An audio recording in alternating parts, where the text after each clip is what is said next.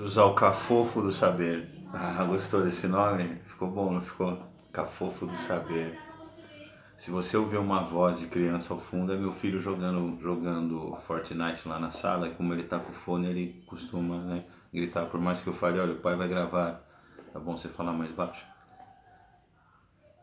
Mas enfim, né? Olha, o que a gente vai fazer aqui hoje? A gente vai falar da filosofia do helenismo, cara. Puta período legal da história do pensamento. Um período interessantíssimo. Por quê? Por exemplo, cínico, né? Se alguém te chama de cínico ou se você se refere a alguém como sendo cínico, quer dizer que o cara tá te sacaneando, está sacaneando alguém, tá sendo filho da puta, sei lá. Quem são os cínicos? São filósofos desse período que se autodenominavam assim.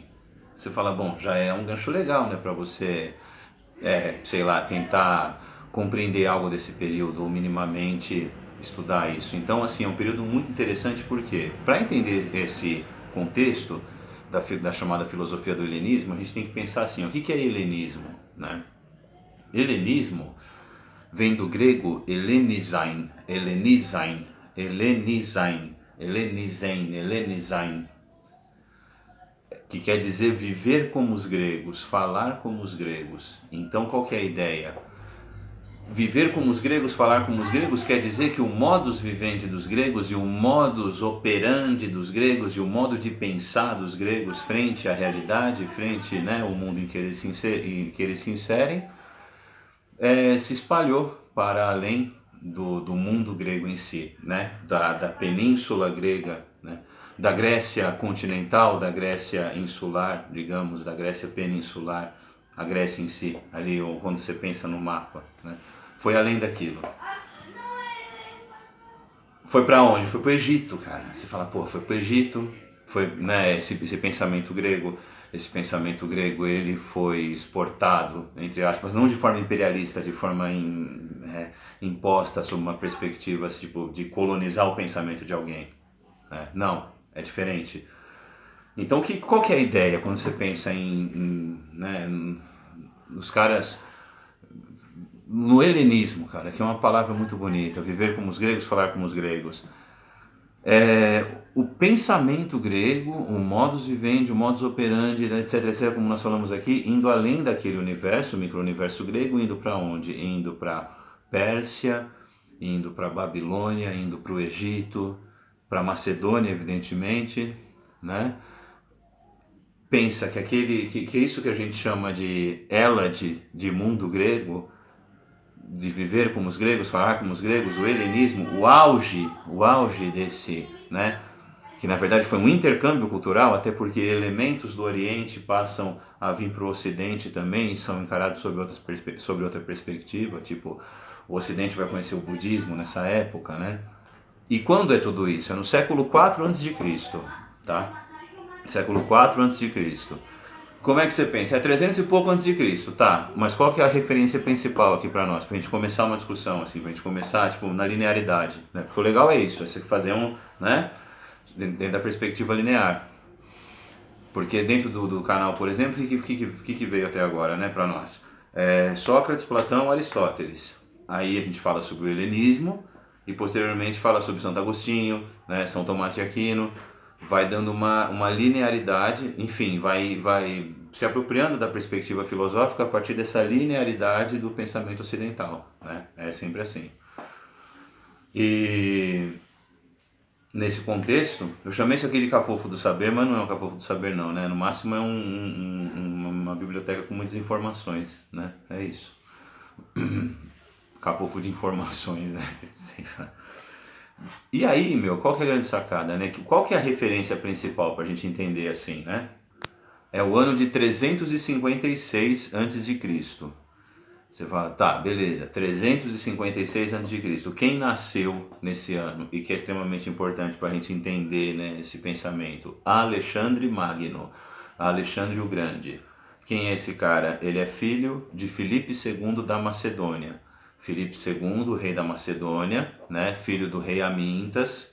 Os pais de Aristóteles, ó, vamos, né, voltar lá. Os pais de Aristóteles eram médicos na corte do rei Amintas, do pai de Filipe II, que é pai de Alexandre o Grande. Os pais de Aristóteles foram médicos na corte do avô de Alexandre o Grande. E Aristóteles foi preceptor, foi professor, né, foi mestre de Alexandre o Grande quando Alexandre tinha 13 anos. E quem é Alexandre o Grande, Alexandre Magno? Ele nasceu em 356, morreu em 323 a.C. Morreu um ano antes do Aristóteles, né? Ele morreu aos 33 anos, o Alexandre, na Babilônia, né? Muito possivelmente perto dali dos Jardins Suspensos, uma das 7 maravilhas do mundo antigo, né? Muito possivelmente envenenado por um de seus subalternos no exército, né? Subordinados, essa é a palavra, né? Subalternos, subordinados, né? De um dos seus subordinados no exército, porque ele deu uma pirada, né? O Alexandre o Grande, ele no auge assim das conquistas, evidentemente, porque pensa, o que esse cara faz? O que é o mundo de Alexandre Magno, né? Cara, é um mundo que vai, pega ali, ó, Macedônia, Grécia, Egito. Ele expulsou os persas do Egito. Os persas dominavam o Egito desde o século 7 a.C., né? Alexandre o Magno expulsou os persas, que foram grandes inimigos dos gregos nas guerras médicas, né? Esse mundo, se você for parar para pensar, como que ele é, né? Até hoje a gente tem um paradigma para entender a história da humanidade. O que é paradigma? É melhor a gente começar assim. Paradigma é padrão, né? E todo padrão se repete. Então a gente tem um paradigma para entender a história, que é um negócio muito louco, que é a luta entre Ocidente e Oriente. Você já reparou nisso? Né? Tipo, aí você pensa assim, gregos e persas, Ocidente e Oriente, cristãos e muçulmanos na era medieval, Ocidente e Oriente, na Guerra Fria, o capitalismo norte-americano, o socialismo soviético, Ocidente e Oriente, né? Hoje, Estados Unidos, China, Ocidente e Oriente. Esse paradigma Ocidente e Oriente, a gente pode parar para pensar assim, né? Dentro da perspectiva histórica, quem é o autor que vai falar disso? Sobre a questão do paradigma? Peraí, quer ver? Achei lá na bagunça esse cara aqui, ó, Timothy Snyder. Ele é professor de história na Universidade de Yale, né? E esse livro aqui, ele escreve bastante sobre Segunda Guerra Mundial. Acho que a gente falou desse cara no canal, quando a gente estava falando sobre como o fascismo funciona lá, aqueles vídeos, que falamos de um livro dele, Na Contramão da Liberdade, é dele também. E esse aqui é o Terras de Sangue, né? O que ele fala nesse Terras de Sangue? Na real, ele fala especificamente sobre a região da Europa onde mais morreram, né, onde mais morreu gente, que foi o leste europeu, que teve a sobreposição de duas ditaduras, né, tanto a ditadura stalinista, posteriormente a nazista, que libertou-os da ditadura stalinista, e depois Stalin liberta o leste europeu de novo da ditadura nazista. Percebe? Os opostos têm, né, uma aliança oculta, como nós dissemos. Tem gente que vê a gente falando e fala, comunista. Hoje em dia eu defendo SUS e universidade pública 100% gratuita e taxação de grandes fortunas, principalmente de banqueiros, é isso, e taxar as igrejas, todas, é isso que eu defendo. E defendo a agricultura familiar, tá? Se isso é ser comunista, né? Mas não é ser comunista, isso para mim é ser social-democrata. Por isso que a gente precisa aprofundar o debate, entender quem foi Keynes, né, etc, etc. Mas enfim, né? Vamos lá, ó. E o Snyder, ele fala desse lance do paradigma da história, percebe? Que a gente estava falando aqui. Então, assim, o Alexandre Magno, cara, por que é importante entender ele para entender o helenismo? Porque pensa, ele nasceu em 356 a.C., tá? Aí em 338 a.C., o Alexandre tinha 18 anos. Ele liderou uma carga de cavalaria numa batalha fodida na Grécia, chamada Batalha de Queroneia. Batalha de Queroneia. O que aconteceu na Batalha de Queroneia? É o fim da hegemonia grega e o início, né, da hegemonia macedônica. Beleza? Personificada pela figura de Filipe II, o rei Caolho, um negócio meio Luís Vaz de Camões, né? O Camões também, né? Era Caolho, né? Não tinha um dos olhos. Então assim, qual a grande questão? Agora ficou embaçado aqui. Ó, Filipe II, rei, né, da Macedônia, pai de Alexandre Magno, ele vai derrotar os gregos na Batalha de Queroneia, é o fim da hegemonia grega e o início do Império Macedônico. Aí você fala, porra, beleza, mas qual a grande questão? Vamos pensar junto, ó. Olha o paradigma da história de novo, porque o que é a história? É ascensão, apogeu e queda de grandes impérios. E pega um livro de história e fala, capítulo 1, quem mandava no mundo? Ah, olha, os egípcios, e no 2, os gregos, e no 3, os romanos, e no 4, a igreja, e no 5, a igreja, no 6, a igreja, no 7, entende? Cara, esse é mais um paradigma da história, esse é mais um padrão, ascensão, apogeu e queda de grandes impérios, né? E dentro dessa coisa de ascensão, apogeu e queda de grandes impérios que você tem, dentro da Grécia, o que era?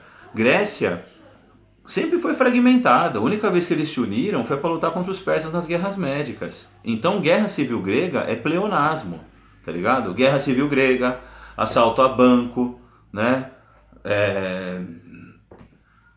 Enfim, fascista FDP, né? Isso tudo é pleonasmo, percebe? E aí, nesse contexto, qual que é a grande questão para a gente entender, né, isso daqui? Nazista burro, né? Nazista burro é pleonasmo também, né? Eu lembro uma vez, eu tava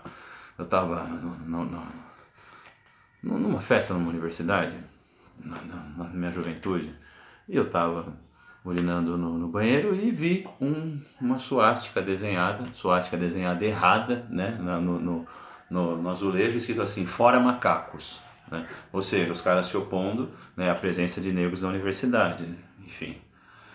E isso incomoda demasiadamente, porque lugar de preto é onde? Não é estudando, pegando diploma, né? Numa sociedade escravista como a nossa, é onde é varrendo o chão, é fazendo trabalho braçal, fazendo coisa de preto, né? Lembre-se sempre disso. Tem que ler o Gessé, tem que ler, né, o Gessé para entender o Brasil, né? Enfim, entender o que é estratificação social, né? Cara, a gente precisa ler tanto, a gente precisa estudar tanto, a gente precisa conhecer tanta coisa, sabe? A ruptura com o senso comum é algo assim mais do que necessário, é urgente para nós hoje em dia, né? E aí nesse contexto, tava lá, tal, não sei o que, daí eu falei para um amigo meu, né? Eu falei, Marinho, vem cá, né? Olha só, essa suástica tá errada, né? Eu falei, olha que nazista burro, né, Marinho? Daí ele falou, ô Roger, nazista burro é pleonasmo, filho. E aí eu achei mó barato, né? Pleonasmo. Guerra Civil Grega, pleonasmo, volta, volta, volta. Os gregos, eles têm cabeça de tribo, tá ligado? E como é que é cabeça de tribo? Você vive tretando, mas quando chega alguém de fora, você se une para expulsar o inimigo. Quem tem cabeça de tribo não é uma coisa pejorativa falar assim. Tô falando tribo em que sentido? Pensa na formação dos gregos, que vem desde os genos, das pátrias, né, das tribos, até chegar à polis, percebe? Então, qual que é a ideia? Você vai se unindo e formando alianças entre pequenas comunidades que substituem, percebe? Com força, etc, etc. Todas aquelas comunidades menores em torno de uma maior, evidentemente, né? Mais organizada, etc, etc. O nome disso é sinecismo. Sinoikismos, né? Os gregos diziam sinoikismos. E aí, cara, qual que é a ideia? É pensar assim, ó, os gregos, eles vão perder sua hegemonia de vez, né? Quando Filipe II da Macedônia, na Batalha de Queroneia, onde Alexandre tem 18 anos, ele vai, né, liderar esse processo e tudo mais. E aí você pensa, acaba a hegemonia grega, se inicia a hegemonia macedônica. E Alexandre Magno é o cara responsável pela consolidação de um império nas mãos de um homem só, vamos colocar assim, que ia do Egito, Macedônia, obviamente, Grécia, Babilônia, Pérsia, até na fronteira com a Índia. Até na fronteira com um lugar chamado Bactriana. Sabe o que é Bactriana? É Afeganistão, sacou? Então você está imaginando? Né? Você tá, ó, pensa aí, né? Joga no Google aí, Império Alexandrino, tá ligado? Alexandre, ele foi o segundo maior, olha só que interessante, é isso mesmo, é o segundo maior império nas mãos de um único homem, né? Então, quem são os maiores? Primeiro é Gengis Khan, né? Do Império Mongol no século XIII, é melhor me informar, tá? Mas eu acredito que seja, mas enfim, Gengis Khan, que ia da Coreia até a Polônia, meu, grande pra caralho, inclusive foi nessas, né? século XIII, não, perdão, século XIV, porque está associado à expansão dos mongóis, a vinda da peste bubônica da China para o Ocidente, né? O primeiro caso de peste negra é na China em 1333, né? Tem um livro aqui, quer ver, cara? Esse aqui, ó, A Grande Mortandade. Esse livro é do caralho, do John Kelly, né? Tipo, é uma história sobre a peste negra que, assim, que é baseado naquilo que a gente chama de história cultural, história social, né? Então, é baseado em diários, né? Relatos, né? Evidentemente que foi deixado por esses caras. E chama a Grande Mortandade porque os italianos chamavam a peste negra de La Moria Grandissima, né? La Moria Grandissima, a Grande Mortandade, né? E por isso que tem esse nome. Então você pega o primeiro grande império, né? Gengis Khan, pá, da Coreia até a Polônia. O segundo, Napoleão, não, perdão, o segundo, Alexandre, né? O terceiro, Napoleão. E o quarto, o terceiro Reich, daquele artista frustrado, né? O austríaco, né? O austríaco. Que só queria ser pintor, arquiteto, artista, né? Enfim, né? Um artista medíocre, né? Não vou nem falar o nome né? Desse personagem aqui. Mas qual a grande questão? A grande questão é Hitler, né? A grande questão é o seguinte, ó, pra gente entender isso. Você fala, meu, e esse Império de Alexandre, né? O que esse cara vai fazer? Ele vai fundar várias cidades com o seu nome, várias Alexandrias, tá ligado? Várias Alexandrias. E a Alexandria mais fodida, né, que vai ser o grande polo de atração de várias tendências, de várias mentalidades do mundo naquela época, é a Alexandria do Egito. E a Alexandria do Egito, o que vai acontecer? Vai ser erguido em Alexandria do Egito um grande monumento ao conhecimento humano, né? Que é a Biblioteca de Alexandria. Você fala, porra, Biblioteca de Alexandria. Que foi incendiada, né, pelos romanos, percebe? Durante, né, a conquista do Egito, ali pela figura de Marco Aurélio ou César. Foi durante ali a expansão, o início, né, daquilo que a gente concebe como sendo a expansão do Império. Império? Não, antes do Império, evidentemente, né? Sim. Sim, César, porra, César é antes do Império, caralho. O Império foi, né, foi a partir do sobrinho dele. Mas enfim, vamos voltar. E a Biblioteca de Alexandria, ela foi incendiada pelos romanos, depois ela foi construída, etc, etc. E os árabes, lá durante a expansão, né, da jihad, do esforço pela fé, a expansão do islamismo por todo o norte da África, indo até em direção ao sul, ali da Península Ibérica, né? Inclusive, a primeira universidade ali daquele mundo ibérico na era medieval é 1250, a Universidade de Salamanca, né, fundada pelos árabes. Os árabes, quando conquistaram Alexandria, não queimaram a biblioteca, sabe o que eles fizeram? Eles estudaram, porque isso você tem que fazer com uma biblioteca, você tem que estudar, né?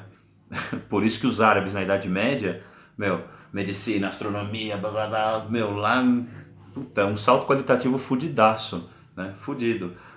O físico, assista ao filme O Físico, ou leia o livro. O livro é de um cara chamado Noah Gordon. Eu não vou pegar aqui na bagunça agora. Não, vou pegar, peraí. Esse aqui, ó, O Físico, do Noah Gordon. É a história do sujeito. Ele é aprendiz de barbeiro na Idade Média. O barbeiro era tipo médico medieval, né? E ele queria aprender medicina de fato, né? Então ele tem que ir com os médicos de verdade, que os que haviam estudado a Biblioteca de Alexandria. O que tinha na biblioteca? Os manuscritos, né? Do Dr. Hipócrates, o pai da medicina, de Galeno, né? Médico do imperador Marco Aurélio, tudo lá, né? E os árabes, eles eram, na era medieval, eles eram a principal referência em ciência. E essa história é de um jovem que era aprendiz de barbeiro ali na Inglaterra medieval, né? E ele vai até o Oriente Médio, atravessa todo o Oriente Médio e vai até ali, né, aquela região, para de fato tornar-se um médico, né, sendo aprendiz de um médico árabe, né? Os médicos, astrônomos, físicos, né, todos esses caras, durante a Idade Média, por que os árabes eles concentravam, né, esse conhecimento? Porque eles haviam estudado a Biblioteca de Alexandria, né, os manuscritos, e traduzido, melhor dizendo, os manuscritos do grego e do latim para o árabe, né?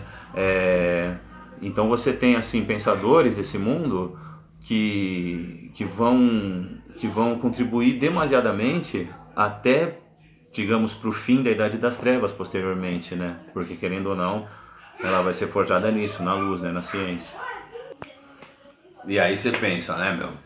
O Alexandre, ele vai fundar uma biblioteca, Alexandria do Egito. Alexandria do Egito vai ser um polo de atração intelectual, né? Então você vai ter ali influência de alguns pensadores do período.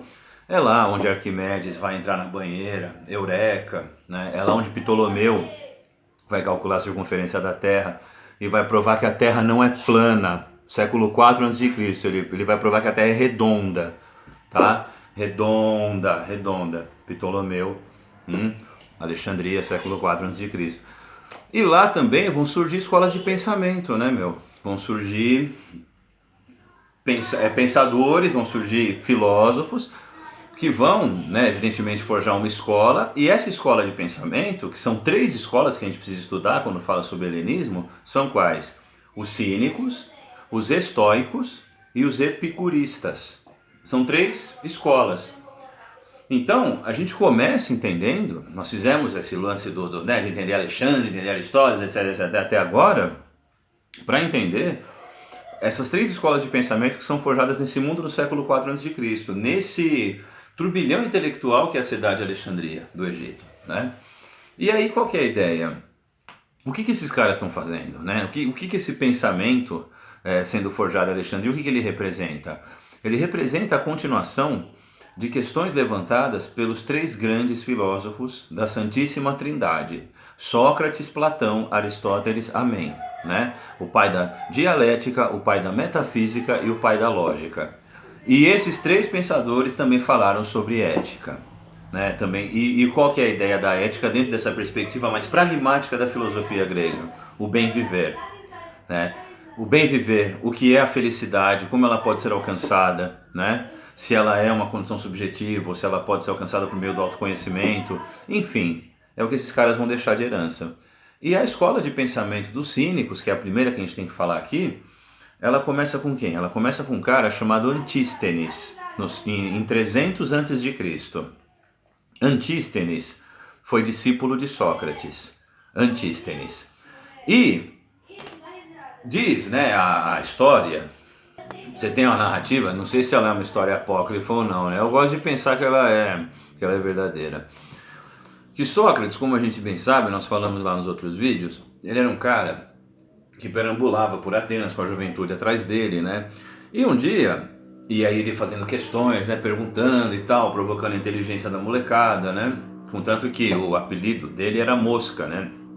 Raul Seixas vai escrever: eu sou a moça que pousou em sua sopa, né? Incomoda, né? Fica incomodando, né? E o Sócrates, ele chega um dia numa feira, vê nessa feira coisa pra caralho pra vender, né? Pote, jarro, túnica, puta que pariu. Daí ele fala assim: por que será que o homem precisa de tanta coisa para ser feliz, né? E isso ele pergunta para os seus discípulos. Antístenes foi um desses discípulos e ele é o fundador da escola dos cínicos. O que é cínico? Quando a gente fala cínico hoje em dia, é algo pejorativo, o cara tá sendo filho da puta, tá te sacaneando. Só que não, né? Cínico vem de kínikos. E o que quer dizer kínikos? Kínikos em grego quer dizer viver como um cão. E como os cães vivem? Os cães, eles não nutrem expectativas. Aliás, eles não são reféns de expectativas alheias e nem das próprias. Então o que é viver como um cão? Para os cínicos, né? O que é a filosofia do cinismo? É assim, ó. A felicidade, ela consiste em libertar-se das coisas casuais e efêmeras. O dinheiro, o luxo, tudo. Por quê? Porque você vai se frustrar se você perder. Então, para não perder, você não pode ter. Percebe? Qual é a ideia? Eu não posso ter, porque se eu não tiver, eu não vou perder. E se eu não perder, eu nunca vou me frustrar. Então a verdadeira felicidade consiste em libertar-se das coisas casuais e efêmeras. A filosofia dos cínicos, para entender um pouco dessa dimensão conceitual do cinismo, que a gente vai ter uma parte 2 no qual a gente vai falar sobre estoicos e epicuristas, né? E vamos falar também de um filósofo cínico com mais cuidado, que é o Diógenes. Mas quiser entender um pouco dessa dimensão, pega um filme chamado Into the Wild, Na Natureza Selvagem. Filme maravilhoso, trilha sonora de Eddie Vedder, do Pearl Jam. Assista esse filme. O desprendimento, percebe?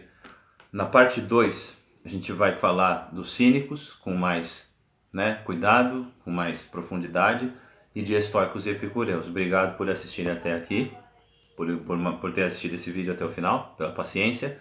Vamos para a parte 2. Abraço.